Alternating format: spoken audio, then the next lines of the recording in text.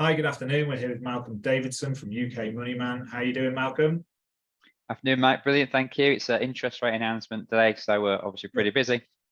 Yeah, it's definitely one in terms of relevancy to be having a chat with you today. So looking forward to it and seeing what comes out of the interview. So to start us off, if you could give us a little bit of background as to who you are, what it is you do, and how long you've been doing it for, please, Malcolm. Yeah, absolutely.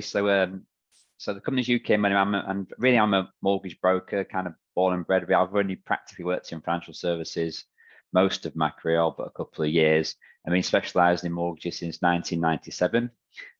So we've definitely seen some peaks and troughs there in terms of the property sector, and that's really useful, I think, when I'm talking to customers that kind of have been around the block a bit, and you can't beat that bit of experience.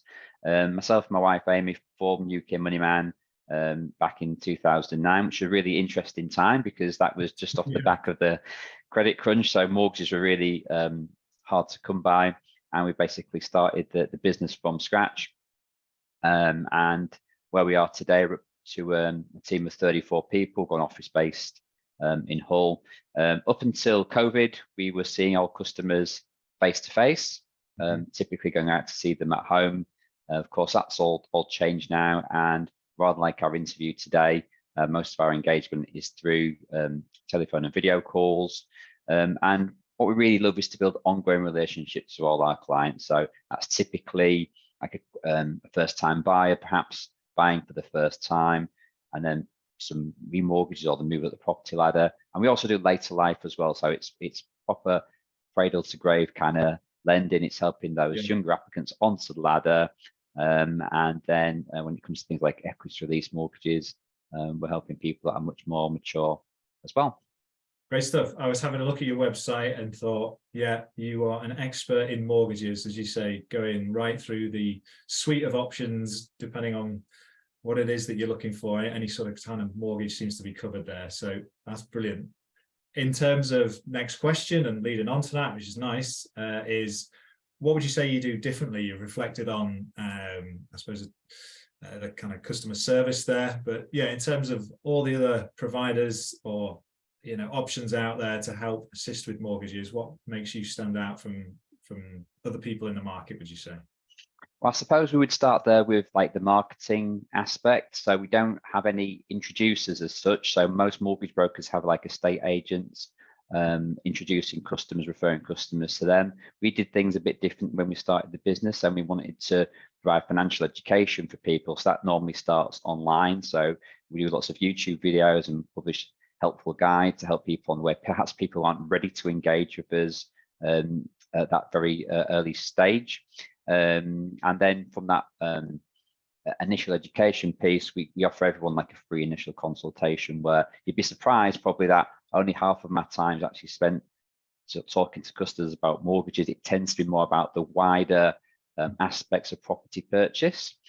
So things like what type of survey should a customer have, even helping them with negotiations on property prices as well. So it's really holding the hands right through that process and bringing the experience to it as well. And you know where the trouble points are going to be on any application. There's always something, someone's self-employed or someone's missed a credit payment on a credit card or something in the past. It's getting to those problems as quickly as possible and overcoming them. And the other thing would be building ongoing relationships. So we always want to make sure our customers are on the cheapest deal, and we do that with a bit of technology called Dashly. And what Dashly does is it monitors all our customers' mortgages 365 days a year. It knows exactly the rate they're paying. It knows what new deals are available on the market, and it alerts them when a new deal becomes available, so they're paying back as little interest on the mortgage as possible. Fantastic. What more could the customer want there? There we go.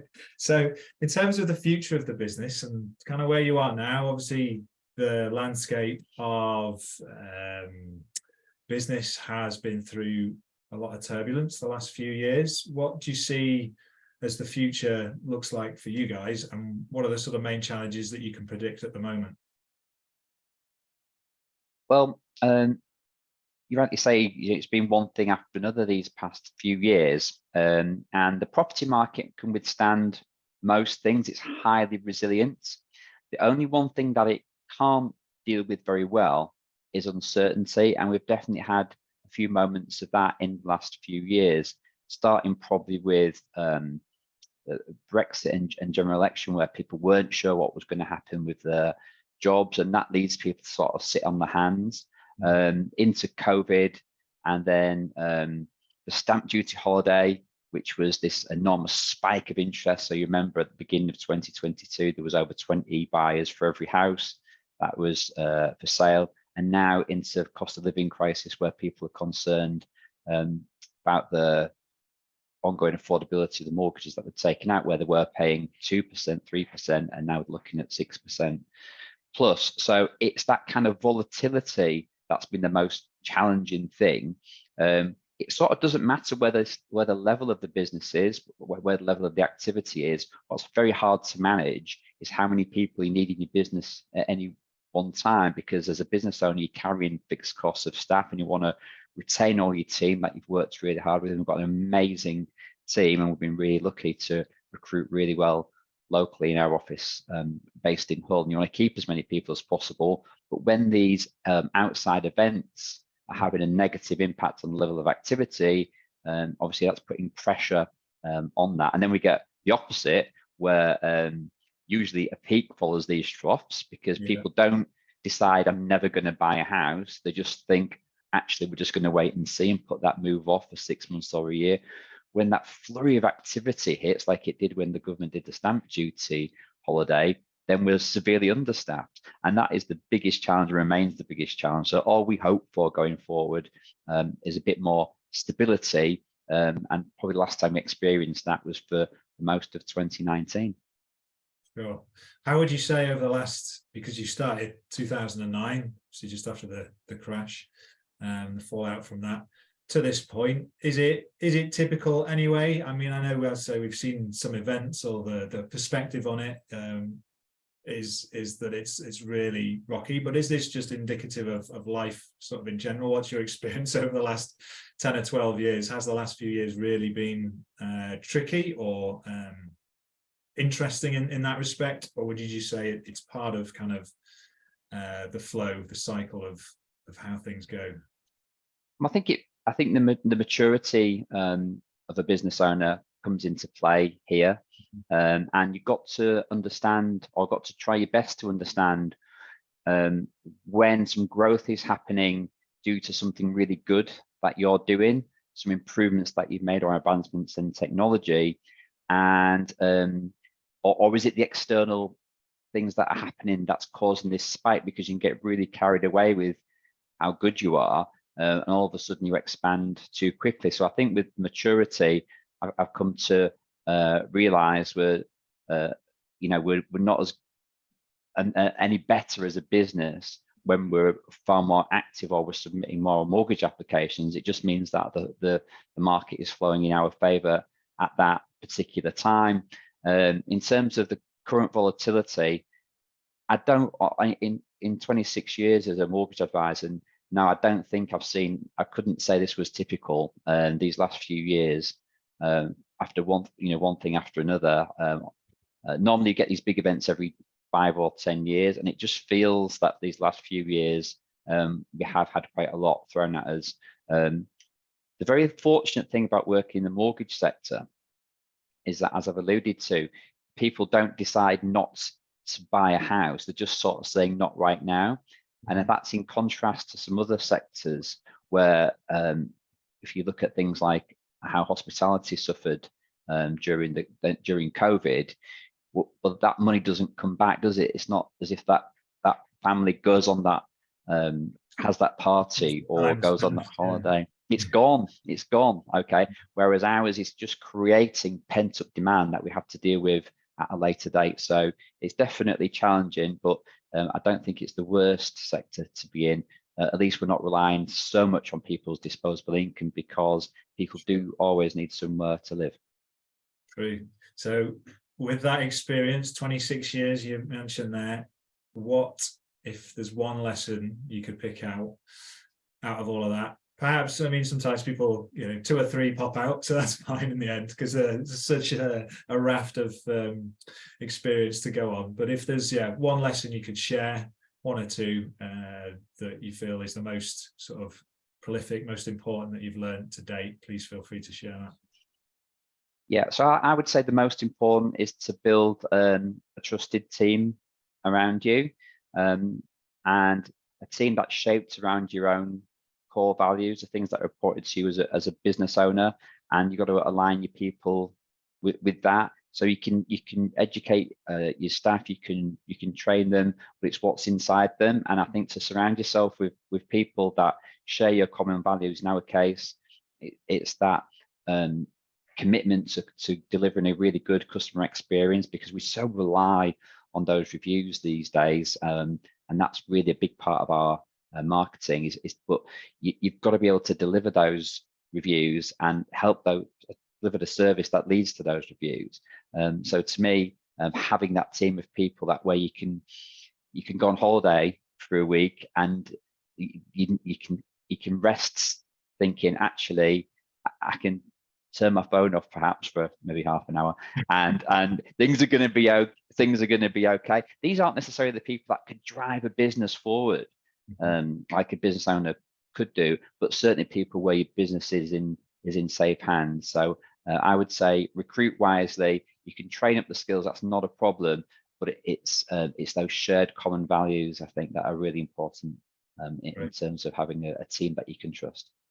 So have you got those around the office communicated, and any recommendations on getting those values shared out?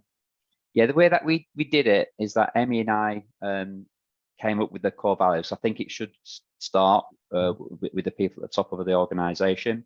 And what we did was we published those 5 core values, and then we had a day where we sort of came away from the office, booked out a meeting room at a hotel, and we asked the team to come up with the behaviors that matched to the core values. So yeah, when you say about the posters around the office, so you've not been to my office, but yes, they are there.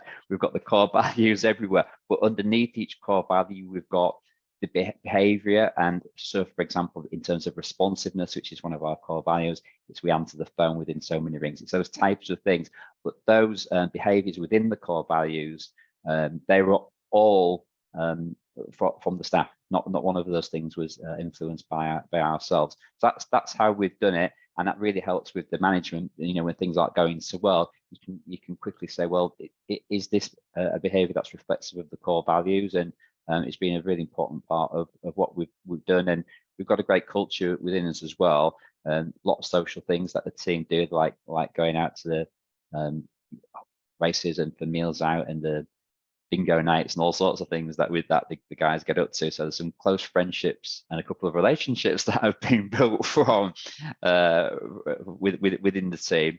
It's a big part of what we do, and this was sort of deliberate with the help of a business coach that we had, is that we want to be the employer of choice in our area, because recruitment is difficult in most sectors, but if you can be the place that people want to come and work at in your local area, that certainly makes that challenge much easier too. Definitely, you have highlighted some really good points on creating that culture and getting the people that work for you invested in the behaviours, becoming attractive, and that is the key to getting the right talent. Definitely, thank you, good shares there. So what inspires you to do what you do? If there's anything you want to share on what you read, or is it the team that you work with, your customers, all of the above, any podcasts or anything inspirational you wish to sort of share on what you lean on? Yeah, I do all those things. So I want to give any shout out to any specific podcast, but those, those ones, regarding leadership and high performance, those are things that are attractive to myself.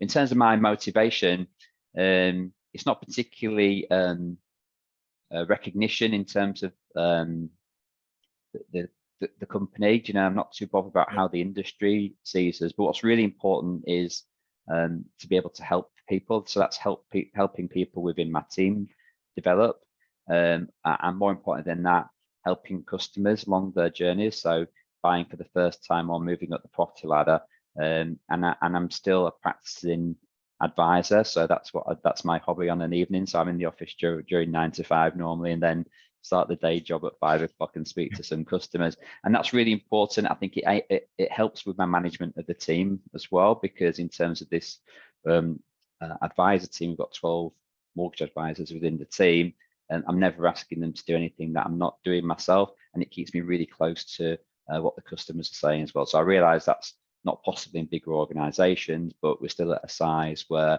I'm able to do that, as well as the day-to-day management of the company. So yeah, delivering that service to the customers is probably the answer to that. Is that what you enjoy then? That kind of, because obviously people, they start a business and they move through wearing different hats, and but yeah, is that the core of what you enjoy, that face-to-face kind of interaction with the customer? Yeah, that really is it, if I'm honest. It's helping people on their journeys, and I wouldn't want the business ever to get to such a size where I wasn't able to do that, because that's my true love, and I just think just so blessed that I can be doing a job that doesn't sort of feel like work. All you're doing is helping people along the way, and having those conversations with customers, for me, is no different to having a conversation with you or with a friend or family member. You're just kind of helping people along the way, and if you can do that time and time again, then normally the profitability of your organization takes care of itself. So yeah, really lucky to have my job as a hobby, for sure. Brilliant. Good stuff. So thank you for that. Lastly, if there's any sort of latest news around what you're up to, or even if it's just a case of directing us towards your website, feel free to share that. Yeah, so I think that the message for that might be relevant right now for people who are anxious about the mortgage payments increasing would be to try and take action as soon as possible. So at the moment, banks have got much better with offering new mortgages to their existing customers. Historically, they haven't been so good with that. They've let you kind of get this introductory rate and then walk out of the door 2 years or 5 years later. They've got much better at that.